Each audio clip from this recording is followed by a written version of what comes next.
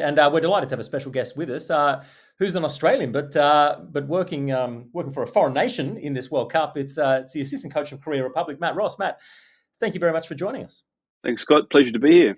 So, just to get started, can you just give us a little bit of a snapshot of your career for people who may not be familiar, with your story? How did you come from Australia to your life abroad to now the cycle spinning right back to being back in Australia and being part of this World Cup? Well, I'll give the abridged version. I'm a Newcastle boy. Played and refereed.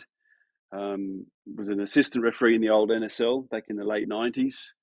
But obviously, the playing career and the refereeing career didn't progress as planned, and then became a school teacher down on the Central Coast. And then when I moved to China in the early 2000s, just started to coach the school teams. And again, it was always just a hobby, just a love of football. And slowly that passion became something that I thought could become a career as well. So did my AFC licenses in Singapore, Cambodia, and got to 2011, 2012, and I was coaching up in the Northern Territory with the FFNT, and had a moment with my wife and said, I think it's time we moved to Europe. I need to see if I can make a career out of this coaching thing. We moved to Germany, Frankfurt, and spent the first 12 months learning German, working in an international school. Couldn't make any breakthroughs in coaching at all. Did my UEFA B license there. And then slowly but surely got into the FFC Frankfurt, the women's team that was winning the Bundesliga, Champions League champions in Europe. Started as a video analyst, slowly progressed through their under-20s, their under-17s, assistant with the first team, became caretaker, head coach, and eventually head coach of the first team. So the main development in the career happened in Germany. Then a year in Sweden after that, then a year in China, and then Korea came calling. I'd worked with current head coach Colin Bell in Germany with Frankfurt, and he gave me the call just before COVID hit at the end of 2019, and he said he'd just been appointed head coach of South Korea, and would I like to join him as the number 2? So after about 3 seconds of deliberation, got out of the contract in China, and 3.5 years later, we're at the World Cup in Sydney. So it's been a crazy journey, but I've loved every minute of it. We'll get into the nuts and bolts of the games and the squad and all this in a minute. But just from an emotional level, what does it mean to you to be in this role? You know, like you said, when you started on the path, maybe you didn't imagine that this would obviously be the way that it unfolds. But here you are, back on home soil, in a very important position at one of the stronger nations in the women's game as well. They're just emotionally, for your friends, for your family, for you individually, what does it mean to have the circle completed in a way? It's surreal. It's very special. But just I remember 2000 Olympics. I'd come down as a fan. My dad was a volunteer, watching the football, and to think back. Okay, that's 23 years ago. But to think back, I never thought I'd be on the other side of the fence at a tournament of this stature. So it's great for my family. I'm really, really happy for them that they're going to come to all the matches. I've got family from Newcastle, family from Perth will come to the Adelaide game. So I have to pinch myself every day, honestly, to think here I am at a World Cup. And it didn't really hit until we got into Sydney, and you see the posters, you see the ads on TV. I watched the Matildas last night, and it all just sort of starts to hit home the gravity of what the last 10 or 12 years has all been for, that you realize, okay, I've been striving to get further in my coaching career, and this is a World Cup at home, so it's special on a lot of levels. It's really something you just never dreamed of, really. Never thought it would happen. So I'm just here to enjoy it as much as possible, but I also know it's about the results and how we go in the tournament. Obviously, you said you've been in Sydney now for a couple of days. You watched the Matildas last night. You said it's difficult in World Cups because you tend to live in a bubble. But have you got a sense of the buzz that's building and the anticipation that's building in Australia and the excitement levels for this World Cup? Uh, to be honest, I only got to watch the last 30 minutes of the match, but obviously see that 50,000 in the stadium. Um, and the bubble is quite impenetrable. So we play Netherlands tomorrow. So my head has been in the Netherlands training this morning and then coming up with a tactical plan to try to stop, the world number two. So it's difficult to, you have to stay in that work zone. But obviously, even when I talk to friends that have never had interest in football or women's football, and now talking to me about what Sam Kerr's up to and what Tom Gustafsson, things you just see that it's touched a sphere of people that aren't traditional football people. So I think that's helped hit home for me the impact that it's had here and of course in New Zealand. So there's a part of me that really wants Australia to do well because that means the public will be involved and the whole spectacle will be great and put us on a world stage that shows that Australia we know Australia can put on great events, but a great football event. So I'm proud. A little part of me that's proud to be an Aussie that wants the Matildas to do well, and for us to put on a good show. But the majority of me is the Korean assistant coach and everything that comes with that. Yeah. Well, you might get lucky and meet the Matildas in the final. That's the dream situation, obviously. But before then, you've got a difficult group to navigate: Colombia, Morocco, and of course Germany as well. Korea only once has progressed out of the group. Is there a target that you've set internally within the staff, within the playing group, as to how far you'd like to get? I was involved in an interview with Ji Soo-yun yesterday, and she basically said that, we don't fear any nation in the tournament. We're ready to face any nation and basically go as far as we can. Has that been, have you set targets internally? We're quite big on the old cliche of one game at a time. So we honestly haven't looked, well, as a coaching staff, we haven't looked further than Colombia. So everything in training, every team meeting, it's been about Colombia. As coaching staff, we've also had the last few months to work on Germany and Morocco and observe all their matches. That we feel the same, that obviously we'd love to get out of the group. That's the first goal that we see. Would anything less than that would be a huge disappointment, if I'm honest. But we know we'd have to be at our best to get past Colombia and Morocco because they're both developing nations that are just tough. I'm sure that the Moroccans want to be like the men. They want to be that surprise packet. And the Colombians, I don't know if you've seen what happened last night against the Irish, that match abandoned after 23 minutes. And I didn't expect any less. So getting through the group, of course, is number one goal. And then, like G said, we'd face Brazil or France in the round of 16. And honestly, on our day, we can be both. It's and then it's knockout football. There's Colin Bell, the coach, vastly experienced. He knows that if we need to go 0-0 and try and win a penalty shootout, that's what he'll do.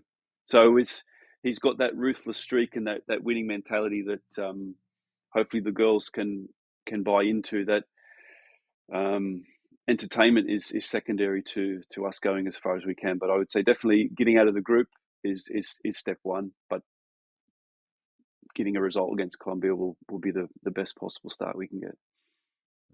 You might not have your eye on it, but I've certainly got an eye on that round of 16 because assuming you finish second in the group, that game will be here in Adelaide. So I'm certainly hoping you make it through so I can get Asian team here in Adelaide.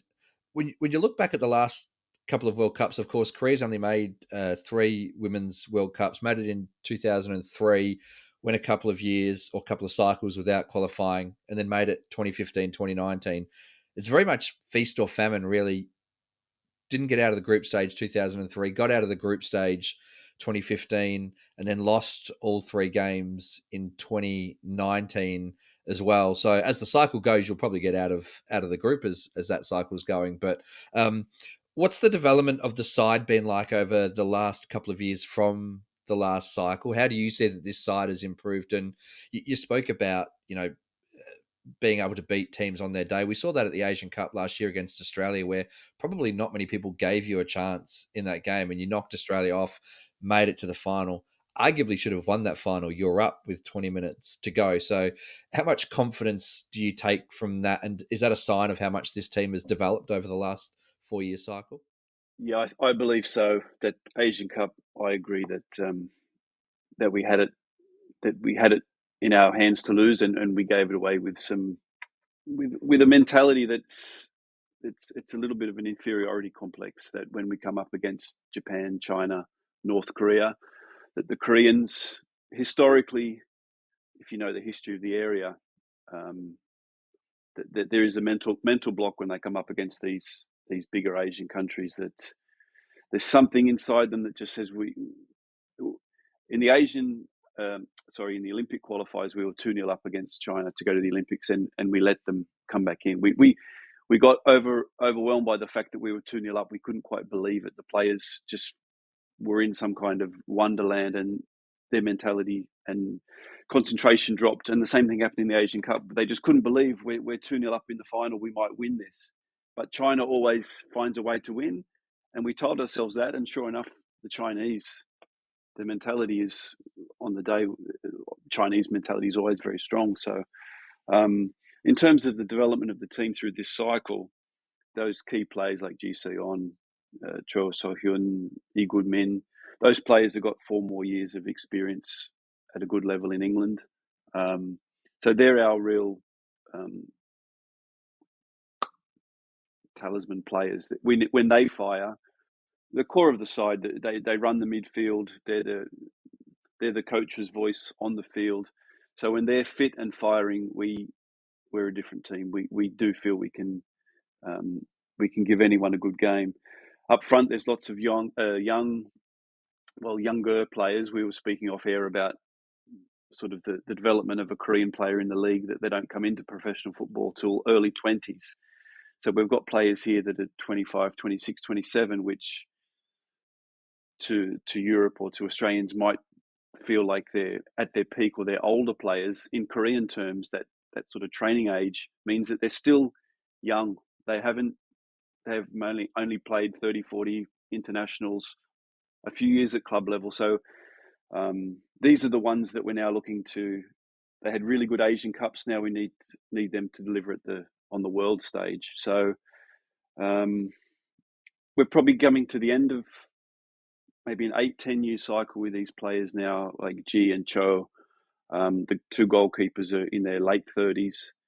So this is, for a lot of them, it's obviously their last World Cup, their last big major tournament. So there's a lot of emotion. There's a lot of feeling that they want to right the wrongs of 2019 and show the Korean public that they have developed in the last 4, 6, 8 years, and they can do something special.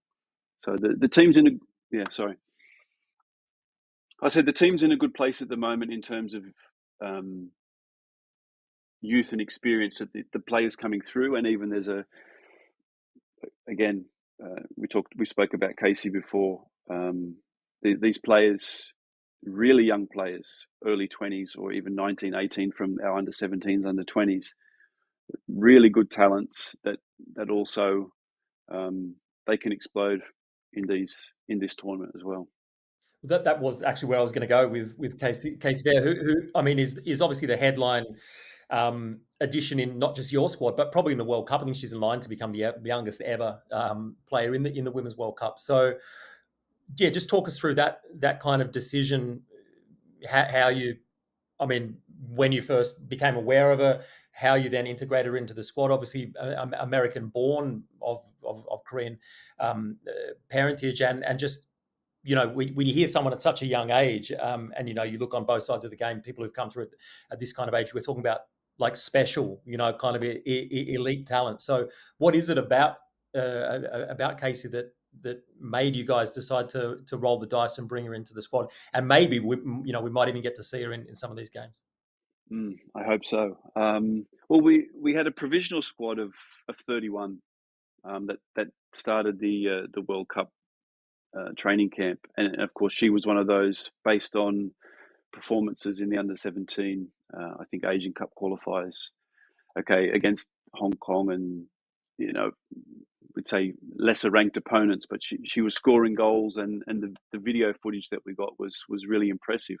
So it was more a fact of, is she eligible for Korea? Yes.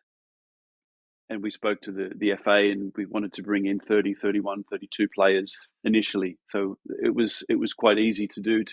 We had nothing to lose to bring her in and take a look.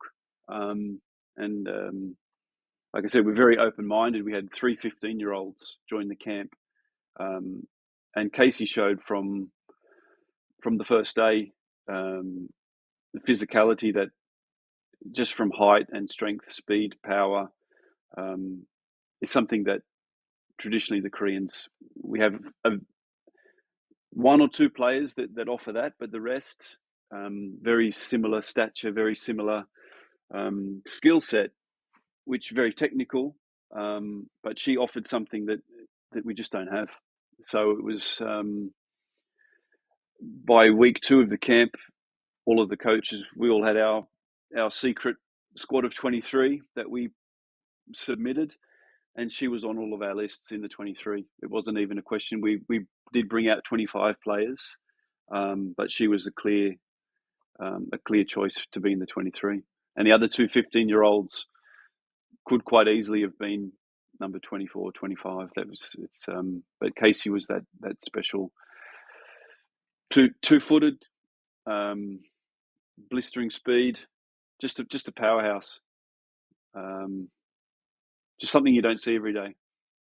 How has she adapted to being in this environment? As Scott said, US born. I understand she does speak a little bit of Korean, so that would certainly help her in that respect. But a 15-year-old coming into any national team is probably going to be a little bit shy, a little bit daunted by the senior players around her, let alone coming into a national team of put it in inverted commas, of a foreign country, so to speak, given that she was purely born and raised in the US. How has she adapted into the environment inside this team, and how has the rest of the team adapted to her as well? Really well. We're quite fortunate in the sense that it's quite a humble team. It's very low key. The Koreans culturally, they don't like to stand out. So we always joke that all the cars are either black or white or grey. Flash sends the wrong message. So the players are quite low key. She came in, was quite low key, and it was very. We had to work hard with the media in Korea, because the first thing they wanted was exclusive interviews with Casey, and and we said no, just let her train. We said she hasn't done anything yet. She's not capped. She's not even picked in the squad. Just let her be. And I think the players were the same. They just, with anyone joining a new team, the players want to know what you're about. And firstly, do you have the skills that you're going to last long enough for us to be interested in getting to know you? If she was a terrible player, they probably just would have ignored her, knowing that next week she'll get bombed out and that'll be the end of it. So it was very low key. She's not shy, but she's not overly extroverted. She knew we've got a good group of senior players that took care of her and are taking care of her. So it's been one of the most seamless transitions of a young player that I've ever seen. So that's credit to our players too, and to Casey that it has worked so well so quickly. Can I just, I don't know how much you want to go into this or not, but both you and Colin have, I guess, have personal, have linguistic links as well to Korea, which is a little bit unusual when you see, maybe foreign coaches come in, um, working abroad, often having no interest in learning the language, the culture, the history of a place. But that's different, obviously, for you guys. I mean, how much of a benefit, for both you and Colin has that been? For us, it's been huge. On one hand, we've worked really hard at it. So a lot of weeks we're having 2, 3, 4 lessons a week with a private tutor, face to face or online, and quite independent. To the FA would have looked after us more, but we've been quite good to say no. We can do all this by ourselves, and we can sort it all out.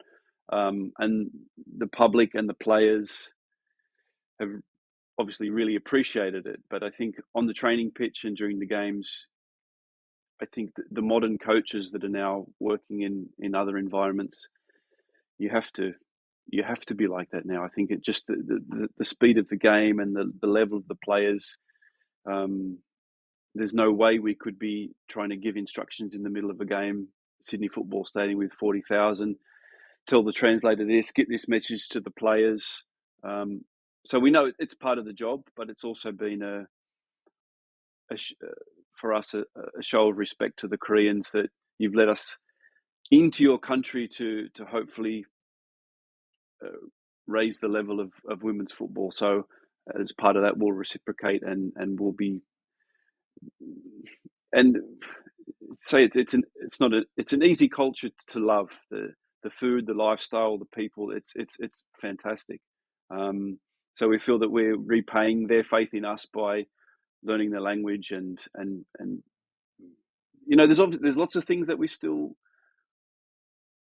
we try and talk about the Korean football team, women's football team culture. So things like the hierarchy, we still rail against. We say you can't have a successful football team that the youngest player can't tell the oldest player, I'm open, pass me the ball. They have to be able to do that. So there are aspects that culturally we still try and change. But the language, I think I learnt my lesson in Germany when I was probably not as on it as I should have been. The first year I didn't put enough effort into the German, so I said, okay, the next time I get a chance to be immersed in a culture, I'm going to do it properly. So I feel like we've both done a good job with our Korean studies. Final one from me, Matt. We spoke about this off air a little bit as well. There's such a shallow talent pool in Korea to choose from. I think you're saying it's just over 1,000 registered players, which is such a small number when you compare it to other nations in the region, let alone other nations around the world. What are the big challenges that you've had to face in your time in charge, and what do you see are the biggest challenges facing Korean women's football going forward beyond this World Cup as well? The biggest challenge that you see, in Asia and globally, is just the population decline. So that's a big point that obviously that goes beyond football, but there's less and less young people out there. Secondly, the competitiveness of Korea is it's unbelievable. So you've got 2 and 3 and 4-year-olds at a Hagwon, which is like an after school academy. So they're learning English, they're learning the violin, they're learning taekwondo, they've got a violin lesson there. So the space just to play sport for the love of playing sport is not there, because it's not getting you anywhere in society. Basically, it's not getting you into Seoul University. It's not getting you a partner. It's not getting you ahead in life in the Korean sense. So that's what we're saying. We're trying to use these older, experienced players and the younger ones coming through. Say Ji So-yeon had a great career at Chelsea. So she's shown that this can be a viable career path for a Korean girl. financially and status-wise, that she's well respected. She's loved in Korea. She's a hero. Everyone knows who she is. Even people that don't know anything about football know about her. So the challenge is now to get the next generation of those players out playing overseas, to then show all the Korean footballers and those girls coming through that it's viable, that it's and of course that will flow on and help the national team. But just to build that, to get that exposure and awareness that the women's football is a thing. At the moment, it's such a niche thing in Korea. Like we said, 1,000, 1,400 players. That's all there is. So it's a real issue. The FA is trying to rectify it, but it's difficult because of those societal pressures. Basically, not to engage in organised sport. There's a lot of pressure against it. Matt, thank you very much for your time on the Asian Game. Wish you the best of luck in the tournament, and look forward to seeing the Korea-Australia matchup on August 20 in Sydney in the final. Thank you very much, Scott and Paul. Been a pleasure to speak with you.